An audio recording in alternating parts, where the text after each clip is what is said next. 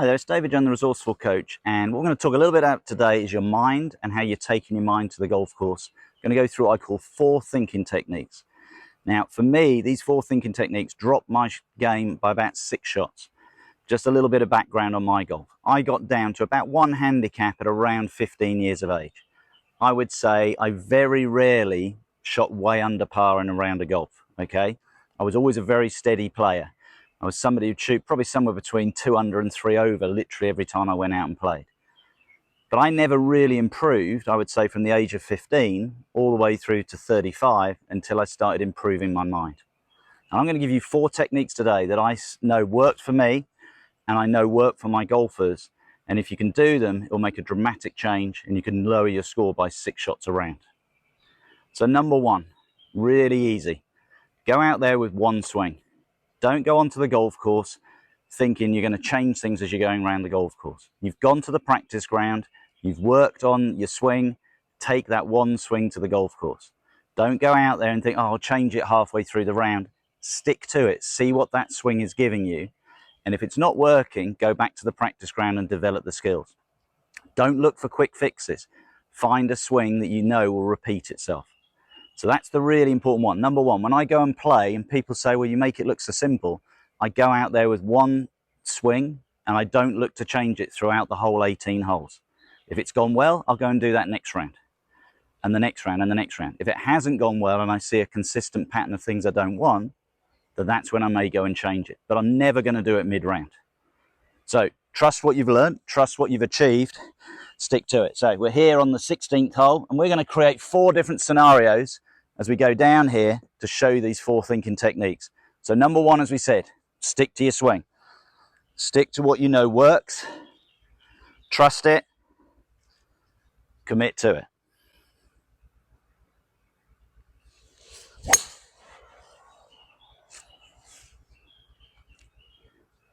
Now, I've hit that drive really nicely, and amazingly, it's probably going to put me in the position for our thinking technique number 2. Let's go and have a look at it. So here's our second thinking technique, and it's basically what I call 75% shot. One of my heroes when it comes to the mind in golf, I think is the greatest mind player ever, is Jack Nicklaus. And he always said, if you can't play a shot of around about 75% consistently, why are you taking it on? And this is the shot I see every week. My practice ground is just behind the camera over there, and I stand there and watch people, especially on a Saturday morning, playing the competitions. They hit a lovely drive to here. It's a par 5, the green is over the top of those trees. And they now suddenly think, I'm going to play the Hollywood shot. I'm going to play the shot that I think, yeah, I can execute this.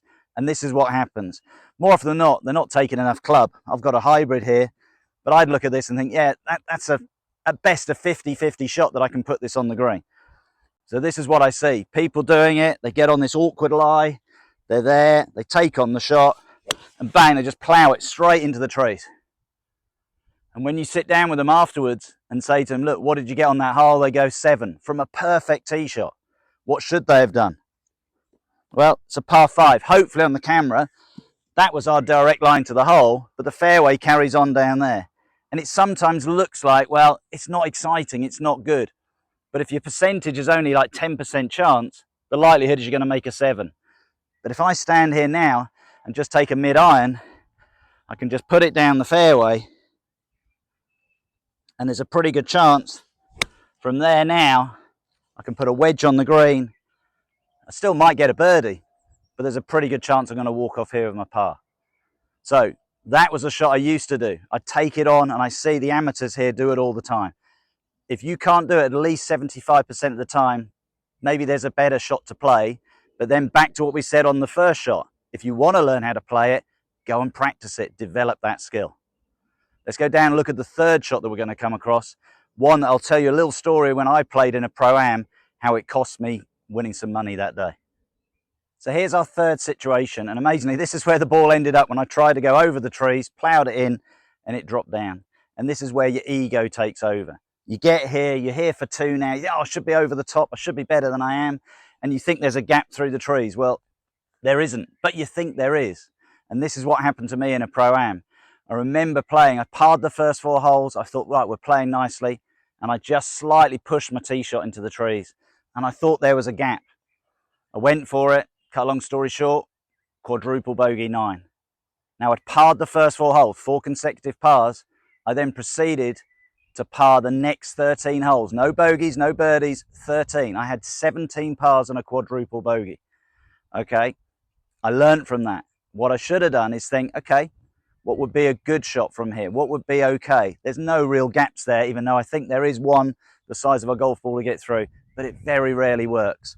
Get the ball back in play. Get it out where you played that shot down the fairway. It's only cost you a shot, but this isn't the one costing you the shot. It's the shot that I did wrong to get here. So our third technique is lower the ego, get the ball back in play. Okay, that's really, really important. Get it back into the fairway. Worst case scenario, if we play the hole nicely, from there, we just put it back into play. What we've given ourselves a chance now is get it on the green. I might still hold the putt and get my par on this par 5, but I'd like to think the worst now I'm going to do is make a 6. And to be honest, that second shot deserved it. So we're going to go to the green now to do the final bit of my 4 techniques. Get this right, you're going to see a lot more consistency in your game. So we've come up onto the green to do our 4th thinking technique, and it's simply routine or process, whichever way you want to call it. And it's really, really important because remember what we said as the first thinking technique was to stick to your swing. If you have a process, a routine, you find that that flows into it. What you'll find, it will help also with the second and the third parts, because you'll look at it and you'll realize I can't play that shot. So your thinking is clearer, your process is clearer to what you do, and you'll play the safer shot. And if your ego takes over, you'll realize that doesn't work. So your brain is training itself to do this consistent routine to evaluate each shot. But what we'd love to feel all the time is you're just going to play the normal shot you've been practicing on the range, and you don't really need to adapt. But golf's never that simple. But we've come to the putting green to go through my routine, okay? If you've watched my videos on green reading, you'll see how we go through a process there to determine the line that we're going to hit it on and the power that we're going to hit it. And it all starts with the green reading itself. So I've come up to the hole, and always with my green reading, I come up to the hole and I look at the hole, and I'm sensing in my mind, if I filled that hole up with water, where the water would run. So this is the first part of my routine. And I feel as if, it's a strange green, this one, because you think it should be sitting back to front, but it tends to run pretty flat and actually runs off the back of the green towards the camera. So I think it's a little bit uphill and then a little bit downhill, but at the hole, I think the low point is here, which is directly behind the hole. So I don't think there's going to be much break on this. All I'm going to feel now through my feet is, am I going uphill or downhill as I walk back to the ball? And all the time what I'm doing is getting information that allows me to trust my putting stroke. I'm going out there with 1 putting stroke, like we said on the tee, 1 swing, 1 putting stroke. So reading that, I'm going to play this pretty straight. I've seen nothing here that would suggest it would do anything different. And it's now getting the speed right up the hill. And again, just trust the stroke you've practiced. There's my routine. Stick to it. Roll the ball up towards the hole. Slightly pulled it. So that was me not executing the putt perfectly, but because I had a routine and consistency to what I was doing. Look, I've got a tap in, and I was putting from 20 feet. So at my level, I'm probably going to 2-putt that high 90% of the time. So I hope you've enjoyed that video. It's going through those 4 things. Number 1, go out there with 1 swing. Stick to it for the round. Don't chop and change. Don't try and find quick fixes. It doesn't work. Number 2, 75% shot. If you've got a little bit of a challenging shot and you think, I can't play this, don't play it. Play the simpler option. 3, rein in that ego. If you get into trouble, get back into play. It might cost you a shot, but it's only a shot. Don't try and be clever like I was on that day and I ended up making a quadruple bogey. And then finally, always have a routine and a process. And if you do that, you'll find yourself sort of developing a game that just takes on the challenge of each shot that you're about to play. And that's the fun of the game. And you'll know what the right thing to do will be as you develop your skills. So I hope you've enjoyed that. If you have, please share it with your friends, subscribe to my channel, and I look forward to seeing you soon.